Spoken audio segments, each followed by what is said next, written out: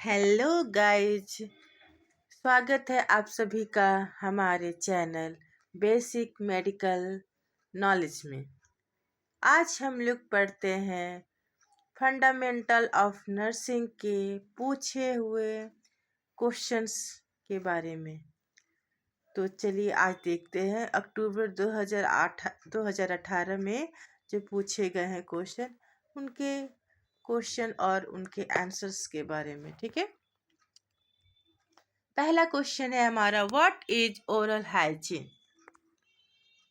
पूछा जा रहा है कि ओरल हाइजीन क्या है, मौखिक स्वच्छता क्या है। Oral hygiene refers to all the practice of keeping the mouth, teeth, gums and tongue clean and healthy to prevent dental problems such as tooth decay, gum disease and bad breath। क्या कह रहा है कि oral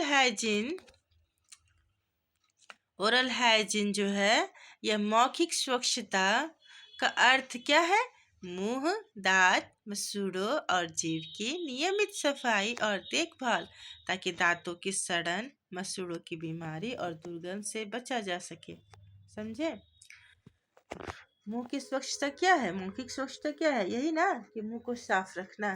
तो मुंह के अंदर जो है हमारा मौजूद, मुंह अंदर हमारे क्या क्या आता है, दांत है, मसूड़ा है, जीभ है। तो इनकी नियमित सफाई और देखभाल करना है। देखभाल करेंगे तो दांतों की सड़न और मसूड़ों की बीमारी से बच सकेंगे। समझे ना? फिर क्वेश्चन नंबर 1B, ये क्या कह रहा है, list the complication of neglected mouth. कह रहा है कि अगर कोई मुंह की सफाई ना करे, ठीक है, उसे नेग्लेक्ट करता रहे, तो क्या क्या कॉम्प्लिकेशन हो सकते हैं। तो देखिए, जो मुंह की सफाई नहीं करता है, ब्रश नहीं करता है, तो क्या क्या हो सकता है, देखिए आइए देखते हैं हम लोग। ठीक है, तो पहला क्या हो सकता है, उसे डेंटल कैरीज हो सकते हैं, tooth decay, formation of cavities due to plaque and bacteria. क्या हो सकते हैं उनमें, उनके दांतों में कीड़े लग जाते हैं जब कोई ब्रश रेगुलर नहीं करता है। ठीक है, अच्छे से ब्रश कर भी रहा है तो अच्छे से नहीं करता है, तो क्या होता है, कीड़े लग सकते हैं, कैविटी बन सकती है ना। सेकंड क्या है, जिंजीवाइटिस। जिंजीवाइटिस क्या होता है, तो inflammation and bleeding of gums, मसूड़ों में सूजन हो जाना और खून आना। ठीक है, ये क्या है, जिंजीवाइटिस। ओके, थर्ड नंबर है हमारा पीरियड ओंटाइटिस। थर्ड नंबर क्या है, पीरियड ओंटाइटिस। पीरियड ओंटाइटिस क्या होता है, तो severe gum infection leading to losing of teeth. इतने जब कोई ब्रश ना करे, अच्छे से मुंह की सफाई ना करे, तो उसे इतना गंभीर रूप से संक्रमण होता है ना कि उनके दांत जो है ढीले पड़ जाते हैं। ढीले पड़ने के कारण क्या होता है, दांत हिलने लगते हैं। फिर है हैलिटोसिस। हैलिटोसिस किसे कहते हैं, तो बैड ब्रीथ को। Persistent foul smell from the mouth, मतलब लगातार जो है मुंह से बदबू आते रहे। किसी किसी पर्सन को आपने देखा होगा कि है ना, अगर आपके वो सामने आ जाए तो क्या होता है कि पूरा बदबू आपको आने लगता है, मन नहीं करता कि उसके सामने हम खड़े रहे। ठीक है, तो इस चीज़ को क्या कहते हैं, हैलिटोसिस। हैलिटोसिस, मुंह से लगातार बदबू आना, हैलिटोसिस। समझे? पांचवा कॉम्प्लिकेशन क्या है हमारा, ओरल थ्रश। ओरल थ्रश, तो ओरल थ्रश क्या है, फंगल इन्फेक्शन। ओरल थ्रश क्या है, फंगल इन्फेक्शन है, फंगल संक्रमण है। छठा क्या है हमारा, tooth loss due to untreated decay और गम डिजीज। अगर टूथ क्या है कि है ना, गम इन्फेक्शन हो गया है, ठीक है, दांत में किसी तरह की जो है हो गया है प्रॉब्लम, ठीक है, लेकिन उसे हम इलाज नहीं करवा रहे हैं, क्या होगा, एक दिन यही होगा ना कि दांत ढीले पड़ जाएंगे। ढीले पड़ने के बाद फिर गिर जाएंगे। समझे ना? सातवां क्या है, dental abscess. Dental abscess is a collection of pus caused by bacterial infection in or around a tooth.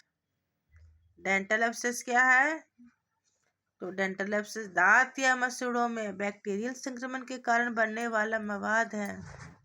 Infection इतना ज़्यादा हो गया है कि है ना, या वो क्या करता है कि दांत जो है हमारा वहाँ या फिर मसूड़ों में से मवाद आने लगता है, ठीक है, पस आने लगता है। फिर नेक्स्ट क्वेश्चन के पास चलते हैं। तो कोई नेक्स्ट क्वेश्चन हमारा क्या है, explain nurses responsibility in mouth care. Nurse जो है उनकी क्या रिस्पॉन्सिबिलिटी है माउथ केयर देने में। तो नर्स की क्या रिस्पॉन्सिबिलिटी है, तो nurses responsibility in mouth care are, क्या क्या रिस्पॉन्सिबिलिटी है। तो पहले क्या करेगी, वो आकलन करेगी, असेसमेंट करेगी। क्या करेगी, वो आकलन करेगी यानी असेसमेंट करेगी। तो असेसमेंट के अंदर क्या क्या है हमारा, तो असेसमेंट कैसे होता है, पहले इंस्पेक्ट करेगी, ठीक है। तो inspect lips, tongue, teeth, gum and oral mucosa. मुंह है, दांत है, मसूड़ा है, जीभ है, होठ है, उनकी क्या करेगी, वो जांच करेगी। Check for redness, swelling, ulcers, bleeding, bad breath और इन्फेक्शन। वो देखेगी, जांच करके पहचान करेगी वो कि कहीं लालिमा या सूजन या घाव या बदबू या खून या किसी तरह का संक्रमण तो नहीं है। assess pain, dryness and difficulty in chewing or swallowing। वो देखेगी, ठीक है, कि दर्द, पेशेंट को तो दर्द तो नहीं हो रहा है कुछ चिबाने में, ठीक है, या फिर निगलने में, ठीक है। प्लानिंग करेगी उसके बाद, जब असेसमेंट कर लिया उसने, नर्स ने, तो सेकंड उसका क्या रिस्पॉन्सिबिलिटी रहेगा, प्लानिंग करने का, योजना बनाएगी वो। Plan oral care according to patients condition, रोगी की स्थिति के अनुसार ही क्या करेगी, मौखिक देखभाल की योजना बनाएगी, ठीक है, ओरल केयर की योजना वो बनाएगी। Provide special care for unconscious, critical ill, elderly और बेड रिडन पेशेंट। जो गंभीर है पेशेंट या बेहोश या अनकॉन्शियस है, वृद्ध है यानी बूढ़े व्यक्ति हैं, तो बूढ़े बुजुर्ग जो व्यक्ति है जो खुद से अपनी देखभाल नहीं कर सकते हैं, उनके लिए वो स्पेशल केयर करेगी ना, वो तो खुद से नहीं कर सकते हैं वो वैसे पेशेंट, तो उन्हें तो नर्स ही करेंगे देखभाल। हाँ, थर्ड है, अब थर्ड क्या कर उसका रिस्पॉन्सिबिलिटी, इम्प्लीमेंटेशन। जब प्लानिंग बना लिया तो उसके बाद इम्प्लीमेंटेशन ही करेगी ना, उस चीज़ को लागू करेंगे, इम्प्लीमेंट करेंगे। तो provide oral care at least twice daily और एज नीडेड, दिन में कम से कम 2 बार मुंह की सफाई करवाएंगी वो पेशेंट का। Assist with brushing, flossing and use of mouth wash. जरूरत पड़ने पर जो है हो सकता है तो ब्रश भी या गॉज या माउथ वॉश का उपयोग करेंगे। Clean denture properly and store them safely. नकली दांत को क्या करेंगे, अच्छे से साफ करके सुरक्षित जगह पर रख देंगे। Keep lips moist with lubricant. मुंह साफ करने के बाद क्या करना है, उसे टॉवल से पोंछ करके फिर लुब्रिकेंट लगा देना। लुब्रिकेंट करने का मतलब वैसलीन वगैरह लगा सकते हैं, हम अप्लाई कर सकते हैं, ठीक है। Position unconscious patient laterally to prevent aspiration. और ये ध्यान रखना है कि जब हम ये काम, नर्सेस जो केयर दे रही हैं, तो वो लैटरल पोजीशन में रखेंगे, ठीक है, ताकि वो एस्पिरेट ना करें। फिर है इन्फेक्शन कंट्रोल। तो इन्फेक्शन कंट्रोल के लिए जो है हाथों की स्वच्छता का ख्याल रखना होगा। Perform hand hygiene before and after the procedure. Procedure से पहले भी हाथ धोना है और प्रोसीजर के बाद भी हाथ धोना है, ठीक है। उसके बाद हाथ धोने के बाद क्या करना है, ग्लव्स पहनना है। Use gloves and follow clean technique. Gloves का उपयोग करना है, स्वच्छता तकनीक का पालन करना है। Dispose of used material properly, इस्तेमाल किए गए सामान का सही निपटान करना है। फिर क्या करेगी, क्या दायित्व रहेगा नर्स का, तो हेल्थ एजुकेशन देगी, स्वास्थ्य शिक्षा देगी, teach proper brushing and oral hygiene practices, सही ब्रशिंग और मौखिक स्वच्छता की तकनीक सिखाएंगे, encourage balance diet and adequate fluid intake, संतुलित आहार और प्रचुर मात्रा में तरल पदार्थ का सेवन करने के लिए बढ़ावा देंगे, क्योंकि संतुलित आहार जो है लेने से क्या होगा, जो भी डेंटल प्रॉब्लम्स है उनको हील करने में सही मदद मिलेगी। ठीक है, इसलिए संतुलित आहार, प्रचुर मात्रा में तरल पदार्थ। तरल पदार्थ इसलिए कह रहे हैं क्योंकि अगर वो सॉलिड चीज़ ज़्यादा लेता है तो अगर उसे प्रॉब्लम है, अभी डेंटल प्रॉब्लम, दांतों में दर्द है, ब्लड आ रहा है, तो उसको दिक्कत होगा ना, दर्द ज़्यादा होगा, तो इसलिए तरल पदार्थ का सेवन करने के लिए बढ़ावा देगी। Advice avoidance of tobacco and smoking, अगर वो व्यक्ति, वो पेशेंट जो है तंबाकू और धूम्रपान करता है तो उससे बचने की सलाह देगी।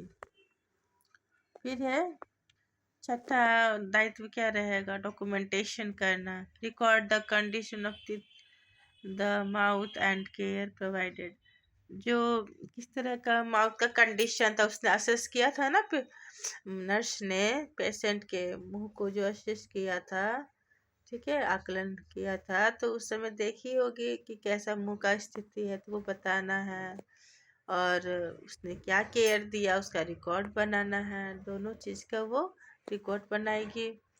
फिर क्या करना, अगर उससे किसी तरह की एबनॉर्मलिटी दिखी है, रिपोर्ट यानी एबनॉर्मलिटी टू द डॉक्टर, किसी भी जो असामान्यता जो है उसको अगर दिख रहा है तो क्या करना है, उसे तुरंत जो है वो डॉक्टर को वो रिपोर्ट करेगी। अब देखिए क्वेश्चन जो है हमारा 2A पर, डिफाइन पेडिकुलोसिस। पेडिकुलोसिस क्या होता है, तो पेडिकुलोसिस सिंपल सा कहने का मतलब है कि जुए होना। ठीक है, हमारे शरीर में जो जुए हो जाते हैं ना, खासकर कहाँ होते हैं जुए, बालों में, सिर के बालों में होते हैं, इनके अलावा भी जुए होते हैं। ठीक है, इनके अलावा जो है हमारे बॉडी में भी हो सकते हैं, प्यूब, चेस्ट एरिया में, चेस्ट एरिया हो सकते हैं, आर्मपिट हो सकता है, प्यूबिस हो सकता है। तो इसी के अकॉर्डिंग हम लोग पहले पढ़ते हैं कि पेडिकुलोसिस क्या है उसको अच्छे से। ठीक है, तो pediculosis is an infestation of the body with lice, small parasitic insects that live on the hair and suck blood. पेडिकुलोसिस क्या है, वह स्थिति है जिसमें शरीर के बालों या त्वचा पर जुए का संक्रमण हो जाता है, जो खून चूसती है और खुजली, जलन तथा त्वचा में घाव पैदा कर सकती है ना। जब जुए हो जाती है तो क्या करती है, वो खुजली करती है, खून चूसती है और घाव भी बना देती है। ज़्यादा हम लोग जो है उसको खुजली करते रहेंगे, बार बार इचिंग हो रहा है, कोई उसको खुजला रहे हैं, तो क्या होता है, घाव भी पैदा हो सकता है ना। तो जो हमने भी बताया था कि जुए हमारे शरीर में कहीं भी हो जाते हैं, जहाँ जहाँ बार, तो सबसे पहले तो हेड लाउस, यानी कि जो हेड में होता है, सिर के बालों में जो हो रहा है, तो उसे और क्या नाम दिया गया है, पेडिकुलोसिस कैपिटिस, पेडिकुलोसिस कैपिटिस। ठीक है, फिर बॉडी लॉस, जो चेस्ट वाले बाल पे हो जाते हैं, अधिकतर तो मेल के, फीमेल के तो होते नहीं, मेल के ही होंगे ना, तो वो अगर मेल अगर साफ सुथरा से नहीं रहेगा, उनके बाल में है, तो वहाँ से फिर उनके चेस्ट एरियाज में भी तो आ सकता है ना, तो उस वाले जो है लाउस को क्या कहेंगे, बॉडी लाउस को पेडिकुलोसिस कार्पोरिस, पेडिकुलोसिस कॉर्पोरेसिस बोलेंगे। ठीक है, फिर है तीसरा हमारा प्यूबिक लाउस, तो प्यूबिक लाउस क्या है हमारा, पेडिकुलोसिस प्यूबिस, प्यूबिक लाउस क्या कहलाता है, पेडिकुलोसिस प्यूबिस। अब आते हैं क्वेश्चन नंबर 2B पर, तो क्वेश्चन नंबर 2B हमारा क्या कह रहा है, what are the purpose of pediculosis treatment and also write its procedure। कह रहा है कि पेडिकुलोसिस ट्रीटमेंट जो है, जुए को जो खत्म करने का जो है ना ट्रीटमेंट, उसका आखिर क्या मतलब कि ट्रीटमेंट करना चाहिए, खत्म करने के लिए क्या उपाय करना चाहिए, तो वो हमें ट्रीटमेंट लिखना है, उसको ठीक कैसे करें और उसका प्रोसीजर भी लिखना है। तो चलिए सबसे पहले जानते हैं इसके प्रोसीजर, सॉरी पर्पस, पर्पस पे कि पेडिकुलोसिस जो है ट्रीटमेंट का क्या उद्देश्य है, पर्पस क्या है आखिर। तो जब सबसे पहले तो यही रहेगा ना कि उसको ख़त्म करना है किसी तरह से, ठीक है, मार के ख़त्म करना है, कैसे ख़त्म करना है। तो सबसे पहला हमारा क्या है, to kill lice and their eggs. जुए जो हैं उनको और उनके अंडे अंडे जो है उनको नष्ट करना। जुए को और क्या कहते हैं, ढीला कहते हैं ना हम लोग, क्या, और उनके अंडे जो है उनको क्या कहते हैं, निट्स भी कहते हैं, या फिर हम लोग अपनी भाषा में क्या कहते हैं, लिखा बोलते हैं, ठीक है। तो उनको ख़त्म करना है, उनको नष्ट करना है, ठीक। सेकंड हमारा क्या है, to relieve itching and irritation. जुए जो है क्या कर रहे हैं, खुजली कर रहे हैं, जलन कर रहे हैं, तो ना रहेंगे, ना खुजली करेंगे, ना जलन करेंगे, इसलिए करेंगे हम लोग। To prevent skin infection caused by scratching. अब जुए अगर रहेंगे तो बार बार खुजली होगी, इतना खुजली होगी कि हो सकता है हमें स्क्रैच भी हो जाए, ठीक है, पूरा एकदम कस के किसी ने स्क्रैच कर लिया तो उससे क्या हो सकता है, स्किन इन्फेक्शन हो सकता है। तो वही कह रही हूँ मैं कि खुजलाने से होने वाले त्वचा संक्रमण को रोकने के लिए। फिर to stop spread of lice to other people. अगर एक व्यक्ति को हो चुका है तो दूसरे व्यक्ति को ना हो, उससे रोकने के लिए क्या करना है, न रहेंगे न फैलेगा, ठीक है। तो इसलिए कर रहे हैं to stop the spread of lice to other people, दूसरे व्यक्ति में जुए फैलने से रोकने के लिए इसका ट्रीटमेंट करना जरूरी है। To maintain personal hygiene and comfort. और देखिए जुए नहीं है तो यानी कि पर्सनल हाइजीन है और कंफर्ट भी है, व्यक्ति की क्या है, व्यक्तिगत स्वच्छता रहेगी और आराम बनाए रखने के लिए। टू प्रिवेंट रिकरेंस या री इन्फेस्टेशन, इन दोबारा जो होने से बचाव करने के लिए अगर सफाई होती रहेगी, ठीक है, ट्रीटमेंट लेते रहे अच्छे से लेंगे तो क्या होगा, दोबारा वो अगर सारा निकल गया, ठीक है, एक भी उसका जो अंडा नहीं बचेगा तो दोबारा फिर जुए नहीं होंगे ना, ठीक है।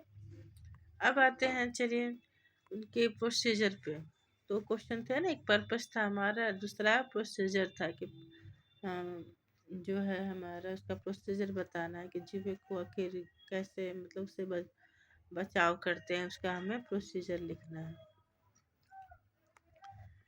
तो उसके प्रोसीजर के लिए हमें क्या क्या आर्टिकल्स की ज़रूरत हो सकती है, तो मैकिंटोश है, बाथ टॉवल है, बाथ टॉवल तो हो सकता है, स्पंज क्लॉथ है, ग्लव्स है, फाइन टूथ लाइस कॉम यानी कि ढील वाली कंघी है, मेडिकेटेड शैम्पू है, basin with warm water, newspaper और शीट, वेस्ट डिस्पोजल बैग, ठीक है।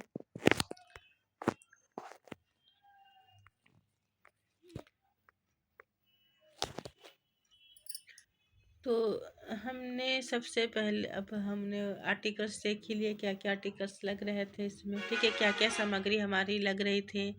अब चलिए देखते हैं स्टेप्स ऑफ प्रोसीजर कि आखिर इसके क्या क्या जो है चरण है, ठीक है, इस प्रक्रिया के क्या क्या चरण है। तो पहला स्टेप में हमारा क्या है, explain the procedure to the patient.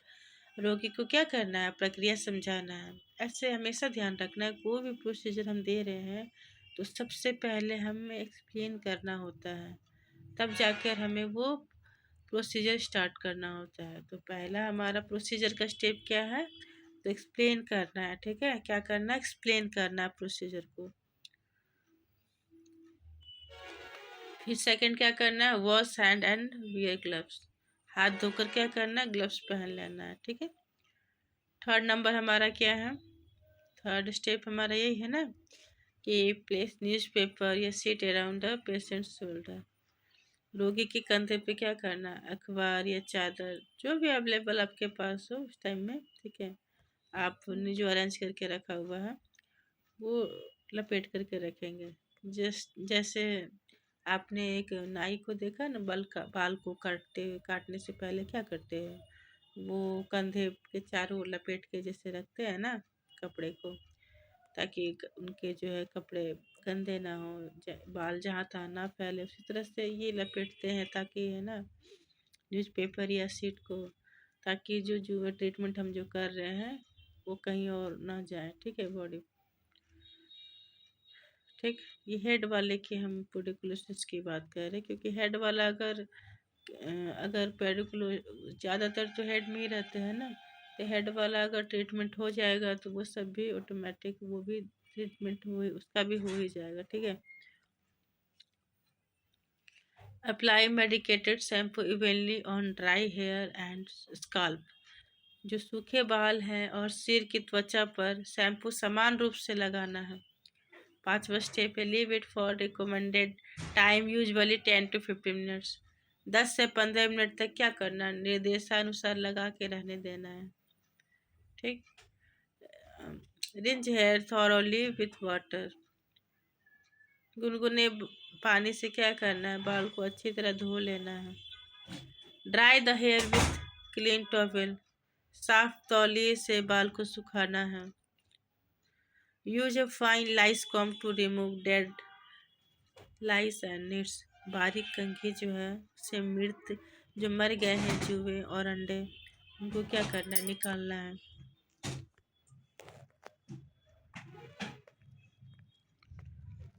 Dispose of waste properly. उसके बाद जो भी वेस्ट थे, उपयोग की कोई सामग्री जो थी, उसका उचित निपटान करना है। Wash hands after the procedure. अब प्रोसीजर हमारा खत्म हो चुका है तो हमें प्रक्रिया के अंत में क्या करना है, हाथ धो लेना है। क्वेश्चन नंबर 2C पर आते हैं, तो ये कह रहा है राइट प्रिवेंशन ऑफ पेडिकुलोसिस, जुओं की रोकथाम। Wash hair regularly with soap और शैम्पू। बालों के नियमित रूप से साबुन या शैम्पू से धोना है। Do not share Coombs, towels, caps, pillows और हेयर एक्सेसरीज। कंघी है, तौलिया है, टोपी है, ठीक है, ये सब जो है ना किसी से शेयर नहीं करना, साझा नहीं करना चाहिए। Regular hair inspection. बालों की नियमित जांच करना है। Keep hair clean and well combed regularly. नियमित रूप से बालों को साफ तथा कंघी करना है। वॉश मतलब करने के लिए कहना है, ठीक है। Wash clothes and bed linen regularly. कपड़े हो या बेड के जो बेडशीट हो, ठीक है, वो सब जो है हमेशा नियमित रूप से धोते रहना है। तो ये सब हमारे प्रिवेंशन थे पेडिकुलोसिस के, ठीक है। और भी कुछ है, तो ट्रीट इन्फेक्टेड पर्सन इमिडिएटली। अगर किसी को हो चुका है, ठीक है, जुओं का संक्रमण हो गया है, जुए फैल ही चुके हैं, तो उसको तुरंत इलाज करना है, तुरंत, ठीक है। Avoid close head to head contact with infected person. संक्रमित व्यक्ति से सिर संपर्क से बचें। जो संक्रमित व्यक्ति है उसे क्या करना, सिर से सिर सटाकर नहीं सोना है, ठीक है। सोना या बैठना उठना जैसे भी हो, सिर से सिर जो है संपर्क से बचना है। फिर क्वेश्चन नंबर 3 है हमारा, क्या कह रहा है, डिफाइन बेड सोर, right causes and preventive measures of bed सोर। पूछ रहा है, कह रहा है कि बेड सोर क्या है, राइट इसका जो है कारण लिखना है और इसका क्या क्या बचाव हम है वो लिखना है।